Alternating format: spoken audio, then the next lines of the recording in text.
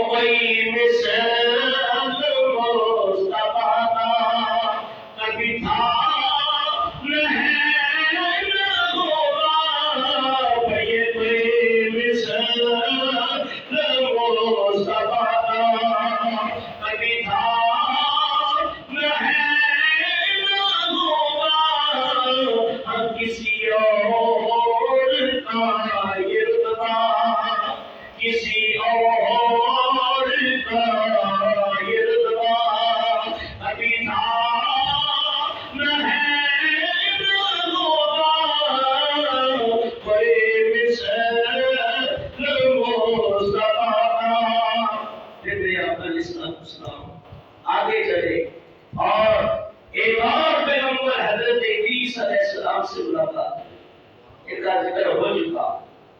پانچویں آسمان پہ حضرت ہارون علیہ السلام سے ملاقات ہوئی. چھٹے آسمان پہ حضرت موسیٰ علیہ السلام سے ملاقات ہوئی, بڑے جلیل القدر اور جلالی پیغمبر ہے. ساتویں آسمان پہ حضرت ابراہیم علیہ السلام کے ساتھ ملاقات ہوئی, جو بیت المعمور کے ساتھ تکیہ لگائے بیٹھے ہوئے تھے. اس کے ساتھ بیت المعمور کے ساتھ آپ حضرت تکیہ لگائے بیٹھے تھے. تو نبی پاک علیہ السلام کی ان سے ملاقات ہوئی اور ان سے ملاقات ہونے کے بعد حضور علیہ السلام آگے چلے تو دیکھتے ہی دیکھتے مقام سدرہ آ گیا. کیا آ گیا؟ مقام سدرہ. اللہ ارشاد فرماتا ہے عند سدرۃ المنتہی عندہا جنۃ المأویٰ. فرمایا کہ جنت مقام سدرہ کے قریب ہے. سدرہ وہ بیری کا درخت ہے جس کے بارے میں بعض مفسرین بیان کرتے ہیں کہ وہ چھٹے آسمان سے شروع ہوتا ہے اور ساتویں آسمان تک اس کی لمبائی ہے اور اس کی چوڑائی کی کوئی وسعت نہیں ہے۔ حضور فرماتے ہیں کہ میں اندازہ ہی نہ کر سکا اس قدر سدرہ کے اوپر اللہ کا نور ہے اور اس قدر انوار و تجلیات ہیں، وہ بیری کا درخت فرشتوں نے اور نورانی فرشتوں نے اسے گھیرا ہوا۔ یہاں تک کہ میرے بزرگوں اور دوستوں، نبی پاک مقام سدرہ کے قریب گئے کہ بیری کا درخت ہے، اس کے پتے جیسے ہاتھی کا کان ہوتا ہے نا، کان، اتنے بڑے بڑے پتے ہیں اس کے، اور اس کے پھل جو ہے جیسے یہ پانی والا مٹکا۔ اب تو مٹکوں کا ماحول ہی چلا گیا ہے، جبکہ مٹکے کا پانی پینے والا بہت ساری بیماریوں سے بچ جاتا ہے۔ پہلے دور میں بڑے بڑے کیا کرتے تھے، مٹکے رکھ دیتے تھے، اوپر کاٹ ڈال دیتے تھے گیلا کر کے، تو وہ پانی ٹھنڈا رہتا تھا۔ اور گرمیوں کے دنوں میں وہ استعمال کرتے تھے کہ مٹی کا بنا ہوا برتن ہوتا ہے، حضور نے پسند فرمایا ہے اور بہت سارے صالحین نے اس کو پسند کیا ہے۔ تو مٹی کے برتن کے اندر کھانا پکے تو کھانا بھی لذت والا ہوتا ہے، اور پانی پیا جائے اگر سرائی کے اندر یا مٹکے تو وہ بھی شفاؤں کا، بہت ساری شفاؤں کا دار و مدار اس پانی کے اوپر ہے۔ ایک مٹی کی تاثیر ہوتی ہے، ایک موسم کی تاثیر ہوتی ہے، تو بیماریاں بہت کم لگتی ہیں۔ لیکن آج کل ہمارے یہاں کولر چل گئے، پتہ نہیں کیا ہو، جیسے جیسے ترقی ہو رہی ہے انسانیت کا بیڑا غرق ہو رہا ہے۔ یعنی جتنے پڑھے لکھے ہوتے غرق ہیں، تو پہلے اگر وہ ماحول کو مطلعنے تو اس میں ہمارے بیٹھے، لیکن یاد رکھو یہ کچھ بھی ہو آخر یہ دنیا واپسی کی طرف لوٹے گی۔ یہ بہت دور ہی چل رہا ہے، یہ پہلا بزرگ ہے۔ اللہ عمل کی توفیق عطا فرمائے۔ فرمایا کہ جو مٹکے جتنا اس کا پھل ہے اور اس کے ہر پتے کے اوپر لکھا ہوا ہے کہ یہ فلاں بن فلاں، پتے کے اوپر یہ لکھا ہوگا، کہ یہ بھی لکھا ہوگا غلام، کہیں لکھا ہوگا مطلوب، کہیں لکھا ہوگا فیصل الرحمان حسن، یہ سب کے نام لکھے، اور جس کی موت آ جاتی ہے اس کا پتا پیلا ہو جاتا ہے۔ کیا ہو جاتا ہے؟ پیلا ہو جاتا ہے۔ جب پناہ آ جاتی ہے پتوں کے اندر تو تیز ہوا جب چلتی ہے تو وہ پتے بے جان ہو جاتے ہیں اور گرنے لگ جاتے ہیں۔ ان کے اندر طاقت جو ٹانی سے علیحدہ ہوا وہ مردہ ہو گیا اور اس کی موت واقع ہو گئی۔ فرمایا جیسے موت آتی ہے وہ پتا گر جاتا ہے، تو اسرائیل سدرہ کے اوپر بھی نظر رکھے ہوئے ہیں۔ اور حضور فرماتے ہیں کہ پوری ہوئے زمین کے انسان حضرت اسرائیل علیہ السلام کے لیے ایسے ہیں جیسے دسترخوان ہے، اور دسترخوان کے اوپر کھانے چن دیے جائیں تو کھانے کھانا والا کی ادھر روسٹ پڑا ہوا ہے، ادھر قورمہ پڑا ہے، بریانی ہے، مٹھائی ہے، لبے شیرے کی مثال دے رہا ہوں، تو اس کو کوئی روکنے والا تھوڑا ہے۔ دعوت کی ہے حضرت کی میں جو مرضی کھائیں، تو جہاں وہ مہمان چاہے گا ہاتھ ڈال کے نوازا لے لے گا۔ تو پوری ہوئے زمین اسرائیل کے لیے دسترخوان ہے، وہیں بیٹھے بیٹھے جس کی روح قبض کرنی ہوتی ہے وہیں سے ہاتھ بڑھا کے ان کی روح کا بدل کر لے۔ یہ ساتویں آسمان کے اوپر بیٹھے، یہ ضروری نہیں اسرائیل ہر ایک کے پاس آتا ہے، نہیں، وہ اپنے معطل فرشتوں کو بھی دیکھتا ہے، اور کچھ ہستیاں ایسی ہوتی ہیں جس کی تعظیم کی خاطر سدرہ کو چھوڑ کے اسرائیل خود آتے ہیں، اور کچھ وہ ہے کہ ہاتھ کہیں سے بڑھا کے ان کی روح کو اگر ان کے لائیوں میں چلا جائے بات اسی طرف چلی جائے۔ یہاں سے حضور فرماتے ہیں میں سدرہ کے قریب گیا، فرمایا اپنا مقام سدرہ کے قریب نبی پاک علیہ السلام تشریف لے گئے، اور حضرت جبریل علیہ السلام اب نبی پاک کے سامنے ہاتھ باندھے کھڑے ہو کے کہنے لگے یا رسول اللہ، یا حبیب اللہ، میرا آخری مقام یہ ہے، اب آگے میں جا سکتا نہیں۔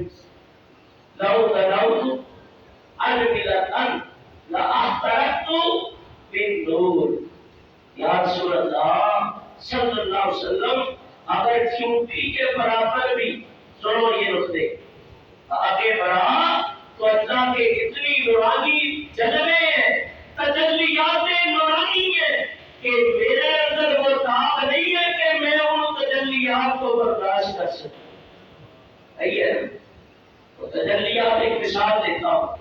PMP لگی ہوتی ہے اور یہاں کرنٹ کو چھوڑ دیا جائے اور 60 واٹ کا یا 100 واٹ کا بلب لگا دیا جائے، وہ جلے گا؟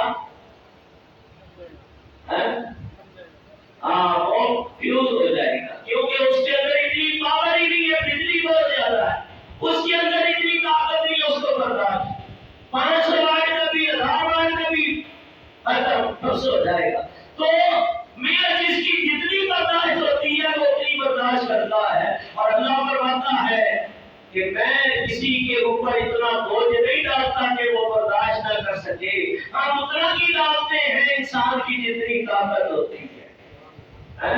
لہا ما کسبت وعلیہا ما کسبت، فرمایا اللہ تعالیٰ اتنا ہی بوجھ انسان کے اوپر ڈالتا ہے۔ نبی حضرت جبریل کی بس ہو گئی، اب کہنے لگے حضور آپ کھڑے کر دیے، میرا آخری مقام ہے۔ فرمایا جبریل کیوں؟ تو بھی تو اللہ کی نوری مخلوق، تو بھی اللہ کی نور سے بنا ہے۔ یا رسول اللہ کوئی شک نہیں، میں اللہ کی نوری مخلوق ہوں، لیکن اب آگے وہی جا سکتا ہے جتنا اس نور کے قرب میں ہوگا، میری بس ہے۔ فرمایا کہ شیر سادی شیرازی بڑا کمال کا آدمی گزرا ہے، اس نے 2 کتابیں لکھی ہم نے پڑھی ہیں، گلستان اور گوستان، فارسی کے اندر، مسنوی بھی ہم نے پڑھی ہے، پانامہ اطہار بھی پڑھا ہے، توبہ نساء، یہ سب فارسی کی کتابیں پہلے علماء کو عالم بناتے ہوئے یہ سب پڑھائی جاتی تھی۔ اب بالکل یہ کسی مدرسے میں فارسی ہو، سیدھا کوئی ہو تو میں نہیں کہہ سکتا، بالکل ختم کر دی گئی فارسی اور عربی کی بڑی برکتیں ہیں۔ جو پہلی کتابیں تھی نا چھاپے خانے تھے، تو عربی باتیں مطلب عربی کا ہوتا تھا، اور اس کے حاشیے جو آخر میں لگاتے تھے کونوں پہ اشارے وہ فارسی کے ہوتے تھے، تو فارسی پڑھتے تھے تو اس کی بھی بڑی برکت ہے۔ اور فارس کا ایک شخص تھا جس کے بارے میں نبی پاک نے فرمایا سلمان ہؤلاء اہل بیتی، کہ فارس کا وہ شخص میری اہل بیت میں ہے۔ فارسی کا وہ شخص جس کے بارے میں نبی پاک نے فرمایا تھا اگر علم سریا بھی ہوگا، ایمان سریا بھی ہوگا، فارس کا وہ شخص وہاں سے بھی ایمان کو علم کو لے کے نیچے آ جائے گا۔ اور کون ہے؟ حضرت امام اعظم ابو حنیفہ نعمان بن ثابت ہے۔ فارسی کے بڑے بڑے اولیاء بھی گزرے ہیں۔ تو اللہ تعالیٰ کے پیارے حبیب کے اس واقعہ کو حضرت سعدی نے اپنے اشعار کے اندر ترمت کیا، کہتے ہیں قریب سرے منہ پر تر اگر یہ سرے منہ پر تر فروغ تجلا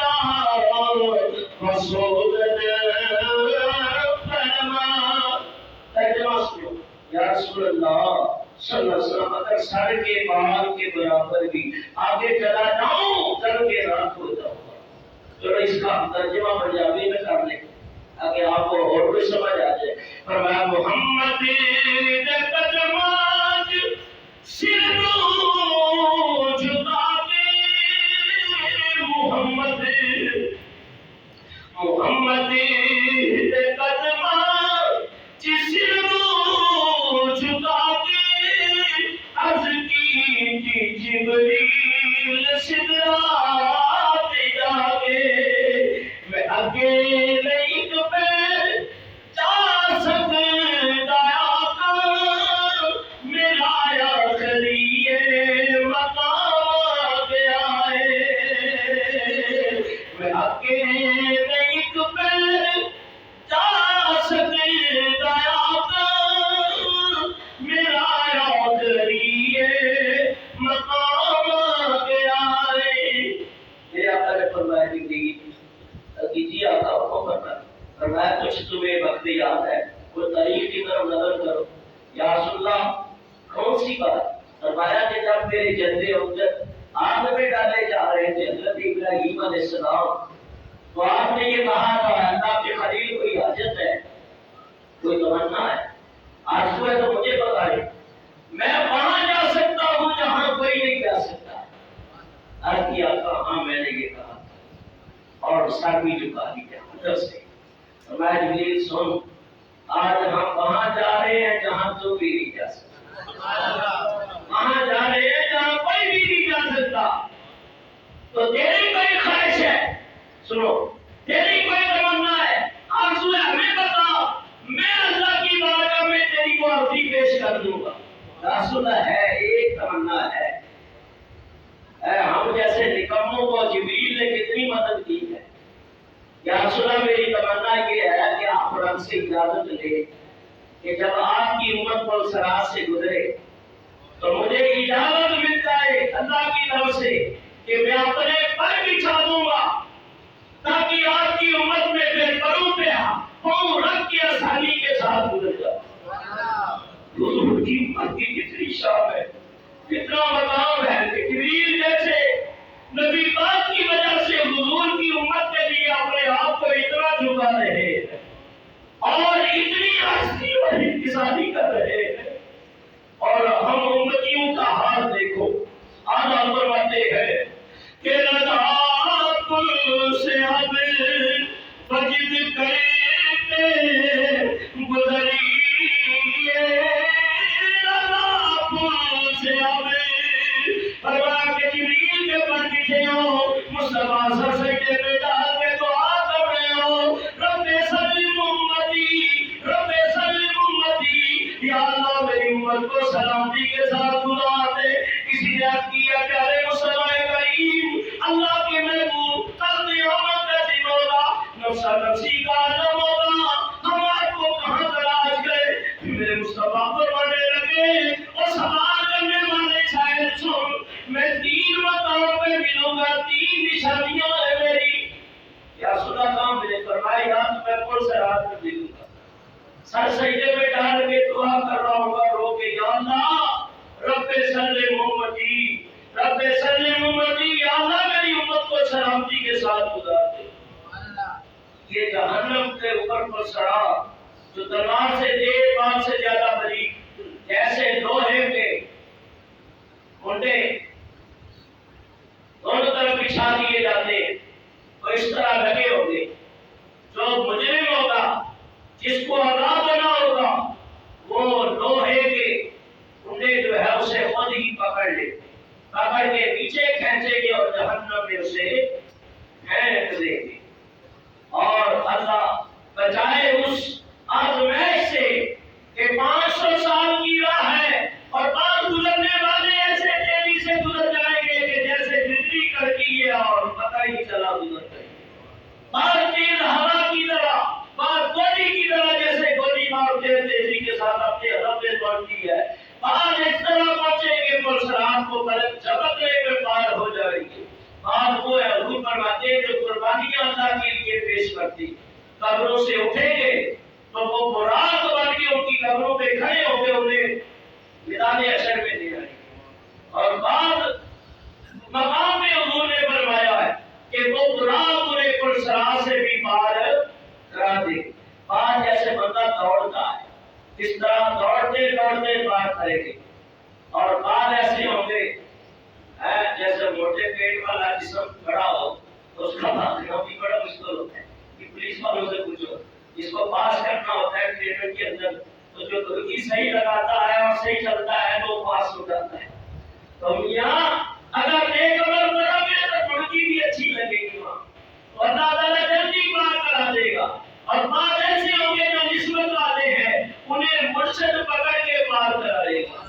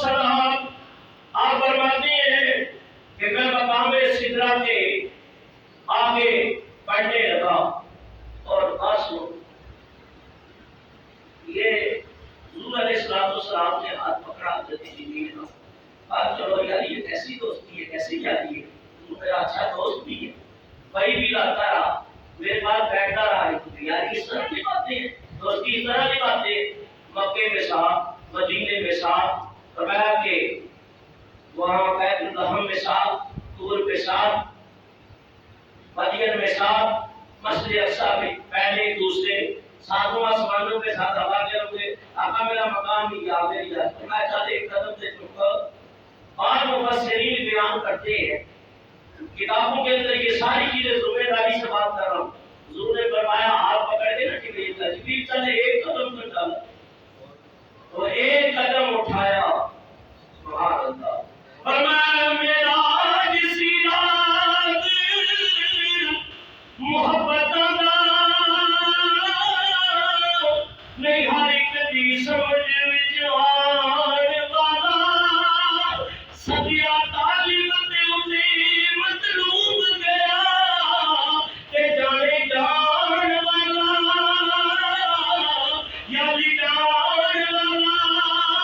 حضور نے قدم اٹھایا، 500 سال کی مسافت طے کی، جبریل اللہ کے خوف سے تھر تھرائے اور یہ طبیعت ہو گئی، جسم سمٹتا چلا گیا، جتنا سمٹتا جیسے ایک چھوٹا پرندہ ہوتا اس کی طرح ہو گیا، اور پسینے چھوٹ رہے ہیں، جسم سمٹتا چلا گیا۔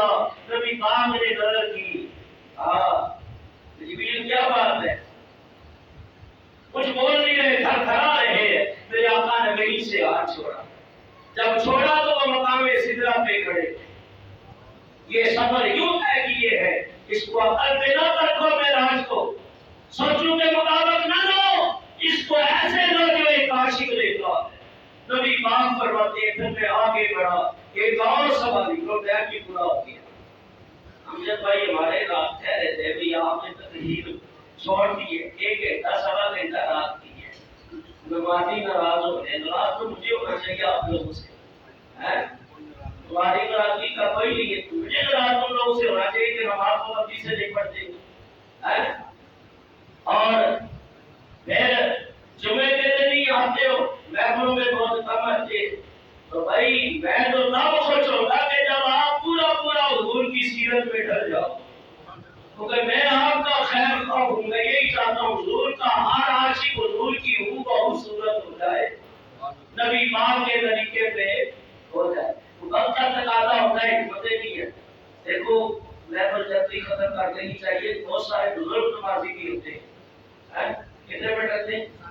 7 منٹ، سبحان اللہ بھی چل رہا ہے، لیکن بزرگ نمازی ہوتے ہیں، میں ان کا بڑا خیال رکھتا ہوں، ہمارے قریشی صاحب ہے اور بزرگ نمازی ہے، تو اگر رات کو دیر سے سوئیں گے تو صبح فجر میں آئیں گے، یہ اسد بیٹھا ہے کہ رات میں کو لیے کتنے فجر میں آئے تھے بتاؤ، یہ بڑے کہتے تھے آقا مدینے بلا لو، یہ کر لو وہ کر لو، صبح فجر میں سارے یہ بول رہے ہیں، بات میری سخت ہے لیکن بری لگے گی، حقیقت یہ ہے، یہ بڑے جو امام مان کے بڑی باتیں کرتے ہیں، یا رسول اللہ یا حبیب اللہ، پتہ نہیں کیا کیا یہ دکھاتے ہیں لوگوں کو دیا، اور صبح فجر میں کھولے، تو مجھے یہ بتاؤ یہ پوچھیں گے کہ تم نے میری کتنی باتیں پڑھی ہے، نبی پاک یہ پوچھیں گے کہ کتنی محفلیں سجائے گے، حضور تو یہ پوچھیں گے میرے امتی نمازیں کتنی پڑھی، اور قیامت کے دن سوال بھی یہ ہوگا کہ تم نے نمازیں پڑھی ہے کہ نہیں پڑھی ہے، اگر اس میں کوئی ناراض ہوتا ہے قسمت سے